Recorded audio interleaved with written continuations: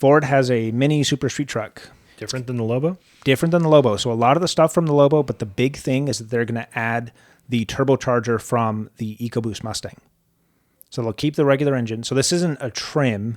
It's something you can get at a dealership that Ford will warranty, and they'll do the package there.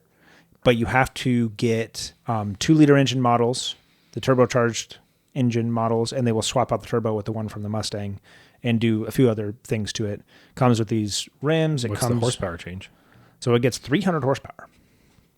All-wheel drive? Yeah. Yeah, it has to be an all-wheel drive version of the truck. You can do it. 300 horsepower in a Maverick? In all-wheel drive?